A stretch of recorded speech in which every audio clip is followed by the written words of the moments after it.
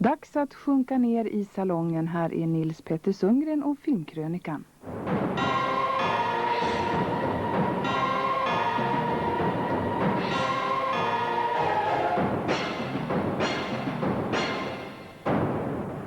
God afton.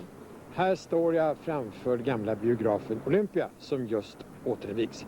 Den här biografen hette länge Cinema, vilket är ett ganska tråkigt namn när man kan ha ett namn som är uppkallat efter gudarna och gudarnas hemvist. Den här biografen har nu i sin nya skick många fina detaljer, inte minst då en oerhört vacker ridå som gjordes av konstnären Gunnar Thorhamn för en biograf som heter Paraden som låg på Gärde som sen har lagts ner. Och inviger, det gör man med en Marlon Brando-film som vi hade med i förra filmkrönikan redan. Men vi kan titta på lite bit igen. Filmen heter Ny i maffian. You know what this is? You mean taking my hand? We call it the hand of friendship. We?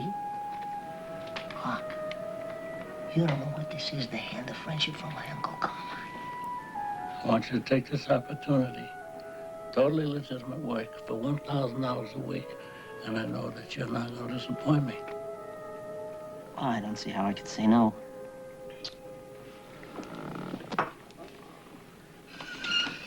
This is not yes.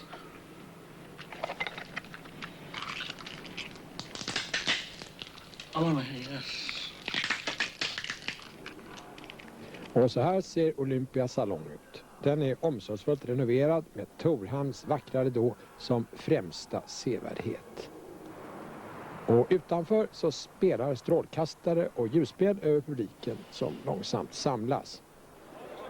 Inne i foajén bland bronsfigurer och glasdekorationer så bjuder man på champagne och snittar. Och det kanske vill till, för 1990 var ett mycket dåligt år för biografägare. Vi hade sämsta sedan 1963 sägs det. Det har varit 20% färre biobesökare i år än förra året. För folk håller sig hemma och ser på kabel-tv och långfilmer istället för att gå på bio. Och därför måste man göra biograferna festligare, bekvämare för att locka ut publiken från stugvärmen. Också biografen Saga i Stockholm har genomgått en grundlig renovering. Kanske blir Kungsgatan åter Stockholms bioparadgata, vem vet? Här inne så är parketten numera lika brant som på Globen, så att sikten inte hindras ens av de mest vidlyftiga frisyrer. Kvalitetsmässigt har 1990 varit ett ganska bra år. Det här är Cyrano de Bergerac, den klassiska berättelsen om poeten, skrythalsen med den snabba värjan, det hetsiga humöret som inte tål att någon skojade med hans långa näsa. Soit. Elle aime ce bruit presque passionnément. Poète? Oui, monsieur poète. Et tellement qu'en ferraillant, je vais, hop, à l'improvisade, vous composer une ballade. Une balade? Et vous touchez, monsieur, au dernier vers. Non. Non? Ballade du duel. Quand l'hôtel Bourguignon, monsieur de Bergerac eut avec un bel ivre. Qu'est-ce que c'est que ça, s'il vous plaît? C'est le titre. Non, taisez-vous! Écoutez! Pas de bruit! Attendez, je choisis mes rimes.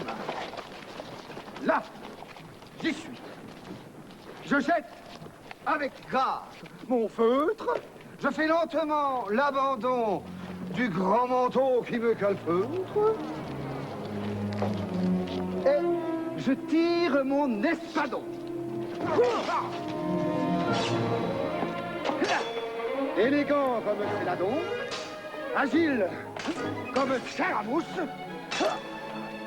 Je vous préviens, cher Myrmidon, qu'à la fin de l'envoi, je touche. Dites-moi, est-ce que les Français aiment toujours ce caractère de Cyrano aussi qu'avant? Oui, je pense que les Français l'aiment aussi, toujours, comme ils aiment le D'Artagnan, comme ils aiment le capitaine Fracasse, comme ils aiment le chevalier de Pardaillan, comme ils aiment le Bossu, comme ils aiment Quasimodo, comme ils aiment Jean Valjean. Il y a toute une série de personnages comme ça, le comte de Monte Cristo aussi. Il aime comme il trouve le plus français des Français dans ce sens aussi. Oui, il y a un esprit très français où les gens se battent, mais ne font pas seulement que la guerre. Ils mangent et ils envoient des lettres. Ils correspondent, ils communiquent. Ce que j'ai beaucoup admiré dans le film, de ce que vous avez fait, c'est votre manière de lire l'Alexandrine. Oui. Vous êtes préparé comment? Vous avez fait au théâtre avant? Oui, mais j'ai fait le Tartuffe au théâtre. Ouais. J'ai fait toute ma formation est classique. J'ai la formation classique et j'adore les alexandrins. Je trouve qu'on devrait parler en alexandrin plus souvent. Ça nous éviterait de dire beaucoup de conneries. Parce que la rigueur de la parole est quelque chose que j'aime par-dessus tout. Et c'est parce que j'en ai manqué beaucoup et que quand j'ai